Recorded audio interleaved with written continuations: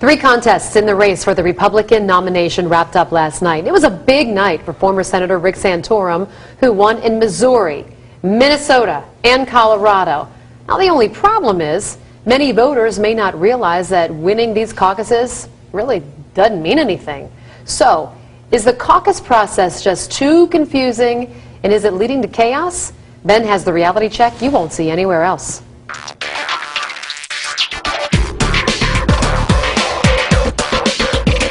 Let's begin, for example, with the chaos that took place in Nevada on Saturday. I heard from a lot of people, many of whom believe there was voter fraud in the way the caucuses were handled.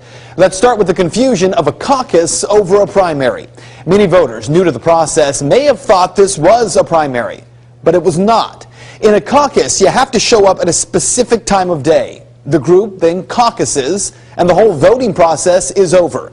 In the case of one caucus held at Green Valley High School, the whole thing was held at 10:30 in the morning.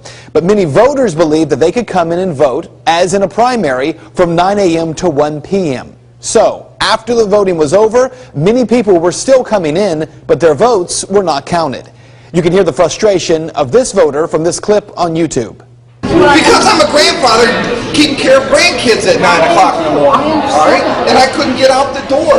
And it doesn't say that I couldn't vote before 9 or 10:15. I'm sorry. Well, I tell you, when you're trying to build a good Republican base, you're f***ing it up by doing it. I'm going to say that because I'm pissed about it. Because many voters did not understand how a caucus works, they were left out of the process. The other thing that made such a mess out of Nevada is one very wealthy casino bigwig, who is also a Gingrich supporter, Sheldon Adelson, persuaded the Republican Party to hold a special Saturday night session specifically for Jewish voters. The Republican Party agreed.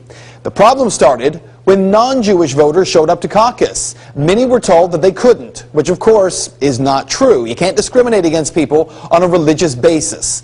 It took some time for election officials, though, to figure that out. In the end, though, Nevada belonged to Mitt Romney. Romney finished with over 16,000 votes in his favor, compared to Newt Gingrich and Ron Paul, who finished with 6,000 plus apiece. In fact, a total of only 33,000 votes were cast on Saturday. That's less than 10% of all the Republicans in Nevada. It's a very small number. And yet the disorganization was so bad in that state that it took party officials 2 days to count and figure out who won. And that raised suspicions among a number of voters. Combine that with the disorganization in Iowa. Remember, Mitt Romney was declared the winner by 8 votes. Then it turns out Rick Santorum actually won Iowa by 42. What's worse, the results in 8 precincts in Iowa were lost. Party officials simply decided that we'll never know who won those precincts. Really? Matt Strawn, the head of the Iowa GOP, has now resigned because of all the problems with the caucus there. Which then brings us to last night. Those who did turn out for Rick Santorum, well, he finished first in Missouri and in Minnesota and in Colorado. Very good news for his campaign. But what is bad news for Santorum supporters, those wins technically don't mean anything. That's because in a primary, you're not attempting to win states, as some people believe. You're trying to win delegates. A delegate, a person who will go to the Republican National Convention in Tampa and will vote for the candidates there. Not one single delegate was awarded last night. Instead, the caucuses in Minnesota and Colorado were the very first step in the delegate selection process. I've told you before that it's the same way in Iowa. There were 28 delegates there to be awarded. Whether Santorum or Romney really came in first is a moot point, because what really matters, which candidate is picking up delegates.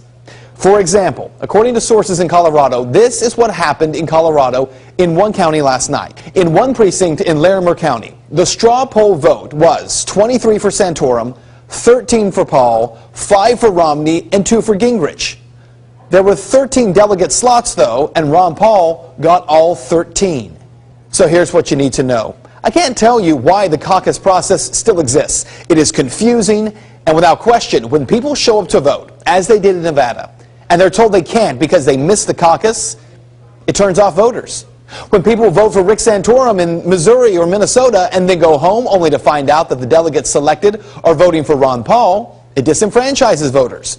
If the Republican Party is really interested in reaching out and expanding its base, you need to make the process clear, easy, and open. Not one that appears like voters are involved, only to find out that the candidate selection is being made by someone else. And that is Reality Check. What do you think?